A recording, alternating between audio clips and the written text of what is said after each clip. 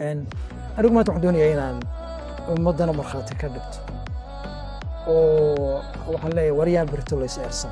waar cid waliba ha aragto bangigaasi premier bank wuxuu ku jiraa arrin cawaaqib xumo ku dhammaan doonta oo iyaga dhibaata uga iman doonta hadday ku sii socdaan waar waxaan leeyahay waar waxaa naga keen qaban annagana lagu kalifina idinkuna halis haysgalinina